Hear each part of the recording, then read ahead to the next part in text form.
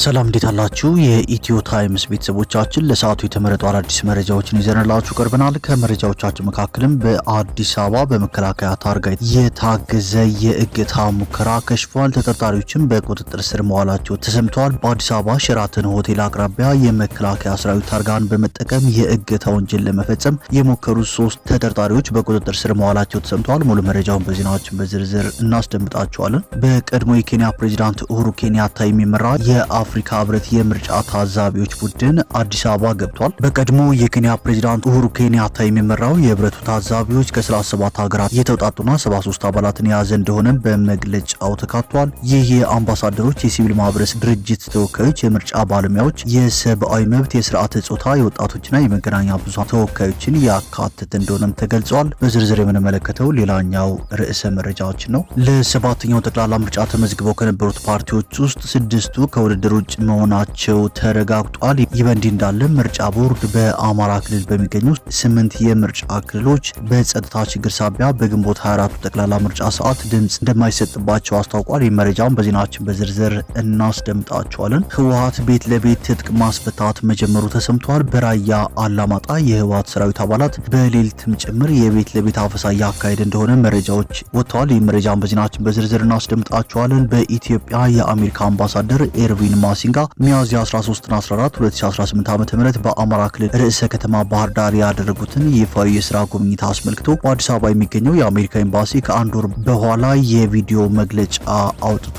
ኤምባሲው በትዊተር ገጹ እንዳስታወቀው ይህ የአምባሳደሩ ጉብኝት አሜሪካ ለአማራ ህዝብ ሰላም፣ ደህንነትና ብልጽግና ያላትን ዘላቂ ቁርጠኝነት በተግባር ያሳይ እንደሆነ ተገልጿል። የመረጃን በዜናችን በዝርዝር እናስደምጣቸዋለን። ክቡራትና ክቡራን የኢትዮ ታይምስ ቤተሰቦቻችን እነዚህንና ሌሎች ለሰዓቱ የተመረጡ አዳዲስ መረጃዎችን ይዘንላችሁ ቀርበናል። ዝርዝር መረጃዎቻችንን ለማድመጥ ቻናላችንን ሰብስክራይብ በማድረግ የደወል ምልክቷን በመጫንና መረጃው ለብዙዎች እንዲዳረስ ላይክ በማድረግ እስከ መጨረሻው አብራችሁን ቆዩ።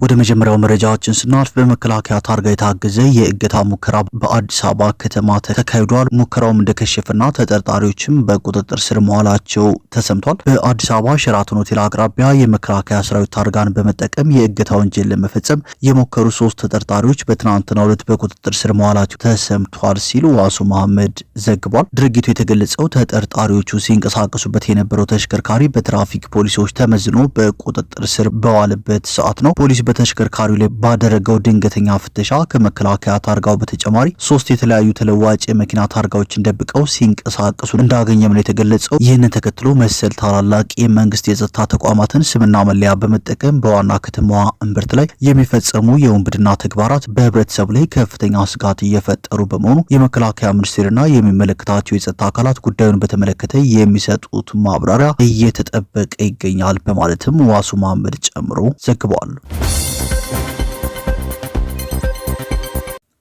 ወደ ቀጣዩ መረጃችን ስናልፍ ህወሓት ቤት ለቤት ትጥቅ ማስፈታት ጀምሯል የሚሉ መረጃዎች ተሰምተዋል። የህወሓት ሰራዊት አባላት በአላማጣ ከተማ በሌሊትም ጭምር የቤት ለቤት አፈሳ እያካሄደ እንደሆነ ተሰምተዋል። የጦር መሳሪያ ያላቸውን ሰዎችም ትጥቅ እያስፈቱ እንደሆነ ነው የተገለጸው። በከተማዋ ከፍተኛ የጦርነት ስጋት ድባብ እያንዣበበ እንደሆነ ነዋሪዎቹ እየገለጹ ይገኛሉ። ትጥቅ ማስፈታት በዋናነት የቀድሞ የሰራዊቱ አባላት ሚሊሻዎችና ታዋቂ ግለሰቦች ላይ ያነጣጠረ እንደሆነ ተገልጿል። በአላማጣ ከተማ ዙሪያ ባሉ አካባቢዎች የህወሓት ወታደሮች ወታደራዊ ስልጠና እያደረጉ እንደሚገኙም ሪፖርተር ዘግቧል። ይህ በእንዲህ እንዳለም የትግራይ ክልል እስልምና ጉዳዮች ከፍተኛ ምክር ቤት በቅርቡ በአክሱም ከተማ ስላለ ሁኔታና ቅድስት ከተማ አክሱም የሚለው አዲስ የከተማ መጠሪያ ስም ፍትሐዊ እንዳልሆነና እንደሚቃወመው ገልጿል። ይህንን የገለጸው ዛሬ በመቀሌ በነበረው የኢድ ሶላት ላይ በአክሱም ላለው ችግር መፍትሄ እንዲገኝ ለማድረግ በሰላማዊ መንገድ እንደሚታገል የገለጸው ምክር ቤቱ በማህበራዊ ሚዲያ ላይ ትክክለኛ ያልሆነና የተዛባ መረጃ የሚያሰራጩ አካላት ስርዓት እንዲይዙ አሳስቧል። ከዚህ በተጨማሪ በጊዜያዊነት በዩኔስኮ የተመዘገበ የአልነጃሺ መስጊድ ያለውን ታሪካዊ ዳራ መነሻ በማድረግ ሙሉ ዕውቅና እንዲሰጠውና በቋሚነት እንዲመዘገብም የትግራይ ክልል እስልምና ጉዳዮች ከፍተኛ ምክር ቤት ጥሪውን አቅርበዋል። ወደ ቀጣዩ መረጃችን ስናልፍ በኢትዮጵያ የአሜሪካ አምባሳደር ኤርቪን ማሲንጋ ሚያዝያ 13 እና 14 2018 ዓ.ም በአማራ ክልል ርዕሰ ከተማ ባህር ዳር ያደረጉትን ይፋዊ የስራ ጉብኝት አስመልክቶ በአዲስ አበባ የሚገኘው የአሜሪካ ኤምባሲ ከአንድ ወር በኋላ የቪዲዮ መግለጫ አውጥቷል። ኤምባሲው በኤክስ ገጹ እንዳስታወቀው ይህ የአምባሳደሩ ጉብኝት አሜሪካ ለአማራ ሕዝብ ሰላም፣ ደህንነትና ብልጽግና ያላትን ዘላቂ ቁርጠኝነት በተግባር ያሳየ እንደሆነ ተገልጿል። አምባሳደር ማሲንጋ ጣና ሐይቅ ዳርቻ ላይ ሆኖ በሰጡትና ኤምባሲው ባጋራ የቪዲዮ መልእክት ላይ በስልጣን ዘመናቸው ለመጀመሪያ ጊዜ የአማራ ክልልን ርዕሰ ከተማ ለመጎብኘት በመቻላቸው የተሰማቸውን ከፍተኛ ደስታ ገልጸዋል። በቆይታቸውም ከህዝቡና ከባለስልጣናቱ እጅግ ደማቅና ሞቅ ያለ አቀባበል እንደተደረገላቸው ተናግረዋል። አምባሳደሩ በንግግራቸው ክልሉና ህዝቡ እጅግ ፈታኝ የሆኑ ጊዜያትን ማሳለፋቸውንና ከፍተኛ ስቃይ ውስጥ መቆየታቸውን አስምረውበታል። ይህ ቀጠና ብዙ መከራዎችን እንዳሳለፈ ግልጽ ነው። ብዙ ስቃይ ነበረ። ይህንን ችላ ማለትም ሆነ መካድ አይቻልም በማለትም ያለውን ነባራዊ ሁኔታ ተናግረዋል። ይሁን እንጂ ከፖለቲካ መሪዎች አልፎ ከተለያዩ የህብረተሰብ ክፍሎችና ተራ ዜጎች ጋር ባደረጉት ውይይት ህዝቡ የተሻለ ነገን ተስፋ ከማድረግ ባለፈ ይህ አሁን ያለው ቀውስ በተቻለ ፍጥነት እንዲያበቃ በከፍተኛ ሁኔታ እንደሚጠበቅ መገንዘባቸውንም አብራርተዋል። አምባሳደር ማሲንጋ በጉብኝታቸው ሰዓት የኤምኤስኤ የፋብሪካ ማዕከልን ተዘዋውረው ተመልክተዋል። ይህ ተቋም የእንስሳት መኖና የምግብ ዘይት በማምረት ላይ የሚገኝ ሲሆን ከፍተኛ ጥራት ያለውን የፕሮቲን ምርት ወደ አሜሪካና ሌሎች ሀገራት ጭምር በመላክ ላይ ይገኛል። አምባሳደሩ ድርጅቱ በዚህ ፈታኝ ሰዓት ውስጥ ሆኖ በአብዛኛው ከአሜሪካ በመጣ ቴክኖሎጂ ፈጠራና ኢንቨስትመንት በመጠቀም የባህር ዳርንና የአማራን ብቻ ሳይሆን የመላው ኢትዮጵያን ኢኮኖሚ በመለወጥ ላይ እንደሚገኝ ገልጸው አድናቆታቸውንም ችረዋል። ይህ በእንዲህ እንዳለ ምርጫ ቦርድ በአማራ ክልል በሚገኙ 8 የምርጫ ክልሎች በጸጥታ ችግር ሳቢያ በግንቦት 24ቱ ጠቅላላ ምርጫ ሰዓት ድምጽ እንደማይሰጥባቸው ለጋዜጠኞች በሰጠው መግለጫ አስታውቀዋል። ምርጫ የማይካሄድባቸው 8 የክልሉ የምርጫ ክልሎች የትኞቹ እንደሆኑ ቦርዱ አልገለጸም። ሆኖም በግንቦት በ8ቱ የምርጫ ክልሎች ምርጫ አይካሄድም ማለት ሌላ ጊዜ አይካሄድም ማለት እንዳልሆነ የቦርዱ ኃላፊዎች ተናግረዋል። አማራ ክልል 138 የምርጫ ክልሎች አሉት። ትብብር ለኢትዮጵያ አንድነት በበኩሉ የምርጫ አስቻይ ሁኔታዎች ገምጋሚ ቡድን በ97 በመቶዎቹ የአማራና ኦሮሚያ ክልሎች ለምርጫ አስቻይ ሁኔታ አለ የሚል የተዛባና የተሳሳተ ሪፖርት አቅርቧል በማለት ምርጫ ቦርድ ሪፖርት ውድቅ እንዲያደርግ በቅርቡ መጠየቁም አይዘነጋም። ይህ በእንዲህ እንዳለም ለሰባተኛው ጠቅላላ ምርጫ ተመዝግበው ከነበሩት ፓርቲዎች ውስጥ 6ቱ ከውድድር ውጭ መሆናቸው ተረጋግጧል። ለመጪው ሰባተኛው ጠቅላላ ሀገራዊ ምርጫ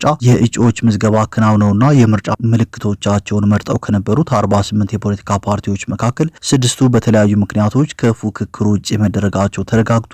ቦርዱ የድምጽ መስጫ ወረቀቶችን በውጭ ሀገር አሳትሞ ማጠናቀቁን ተከትሎ ዘንድሮ የምርጫ ውድድሩ የሚካሄደው በተቀሩት 42 የፖለቲካ ፓርቲዎች መካከል ብቻ እንደሚሆንም ታውቋል። ከምርጫው ውድድር ውጭ ከሆኑት ፓርቲዎች መካከልም 3ቱ መሰረታቸውን በትግራይ ክልል ያደረጉ ሲሆን እነርሱም በትግራይ ክልል ምርጫ ባለመካሄዱ ምክንያት ከውድድር የወጡት ዲሞክራሲያዊ ስምረት ትግራይ ፓርቲ፣ ትንሳኤ ሰብ አንደርታና ትንሳኤ ስርዓት ቃንጪ ሀቂ ፓርቲዎች ናቸው። የተቀሩት 3 ፓርቲዎች ደግሞ በአመራሮች የውስጥ ክፍፍልና በፍርድ ቤት ክርክር ሳቢያ እጩዎቹ የተሰረዙበት የኢትዮጵያ ሶሻል ዲሞክራሲያዊ ፓርቲ በበጀት ኦዲት ሪፖርት መዘግየት ምክንያት ምዝገባው ሳይሳካ የቀረው የሲዳማ ፌዴራሊስት ፓርቲ እንዲሁም ምክንያቱን በውል አላውቀውም ባለው ሁኔታ ከምርጫው የተሰረዘውና ቦርዱን የሚወቅሰው የጋምቤላ ህዝቦች ነጻነት ንቅናቄ መሆናቸው ታውቋል። ይህ በእንዲህ እንዳለም በቀድሞ የኬንያ ፕሬዚዳንት ኡሁሩ ኬንያታ የሚመራ የአፍሪካ ህብረት የምርጫ ታዛቢዎች ቡድን አዲስ አበባ ገብቷል። በመጪው ሰኞ 7ኛውን አጠቃላይ ምርጫን የሚታዘቡ የአፍሪካ ህብረት የምርጫ ታዛቢዎች አዲስ አበባ መግባታቸውን ህብረቱ አስታውቋል። በቀድሞ የኬንያ ፕሬዚዳንት ኡሁሩ ኬንያታ የሚመራው የህብረቱ ታዛቢዎች ከ37 ሀገራት የተውጣጡና 73 አባላትን የያዘ እንደሆነ በመግለጫው ተካቷል። ይህ አምባሳደሮችን፣ የሲቪል ማህበረሰብ ድርጅት ተወካዮች፣ የምርጫ ባለሙያዎች፣ የሰብአዊ መብት፣ የስርዓተ ጾታ፣ የወጣቶችና የመገናኛ ብዙሃን ተወካዮችን ያካትት እንደሆነም ተገልጿል። የአፍሪካ ህብረት ማክሰኞ ግንቦት 18 ቀን 2018 ዓ.ም በወጣው መግለጫ የምርጫ ታዛቢዎች በምርጫው ዕለት የድምጽ አሰጣጥ ሂደትንና ቆጠራን ለመታዘብ በተለያዩ የአገሪቱ ክፍሎች የሚሰማሩ እንደሆነም አስታውቋል። የኢትዮጵያ ብሔራዊ ምርጫ ቦርድ በመላ ሀገሪቱ ሰኞ ግንቦት 24 የሚደረገው 7ኛው ጠቅላላ ሀገራዊ ምርጫን ለመታዘብ ከአፍሪካ ህብረት ታዛቢዎች በተጨማሪ የምስራቅ አፍሪካ የልማት በይነ መንግስታት ኢጋድ ታዛቢዎች እንደሚገኙም አስታውቋል። የአፍሪካ ህብረትና የኢጋድ የምርጫ ታዛቢዎች ወደ ኢትዮጵያ የመጡት በኢትዮጵያ መንግስት ግብዣ መሰረት እንደሆነ የምርጫ ቦርድና ህብረቱ አስታውቀዋል። የምርጫ ታዛቢ ቡድኑ ግምገማውን በኢትዮጵያ የምርጫ ህግ፣ በአፍሪካ ህብረት እንዲሁም አስፈላጊ በሆኑ ቀጠናዊና ዓለም አቀፋዊ ዲሞክራሲያዊ ምርጫ ለማድረግ በተቀመጡ መስፈርቶች ላይ በመመስረት ግምገማውን እንደሚያደርግም ተገልጿል። ታዛቢዎቹ ከምርጫ ቦርድ፣ ከፖለቲካ ፓርቲዎች፣ ከእጩዎች፣ ከመገናኛ ብዙሃን እንዲሁም ከሌሎች የምርጫ ታዛቢዎች ጋር በትብብር እንደሚሰሩ ተጠቅሷል። ታዛቢ ቡድኑ የመጀመሪያ ደረጃ ሪፖርቱን ግንቦት 26 ቀን 2018 ዓ.ም በአዲስ አበባ ይፋ የሚያደርግ እንደሆነ የተገለጸ ሲሆን የመጨረሻ ሪፖርቱን ደግሞ ከምርጫው በኋላ በሁለት ወር ውስጥ ያቀርባል። የኢትዮጵያ ሲቪክ ማህበራት ሰባተኛውን ጠቅላላ ምርጫ ለመታዘብ ከ500 በላይ የሚሆኑ የረጅም ጊዜ ታዛቢዎችን ማሰማራታቸውንም አስታውቀዋል።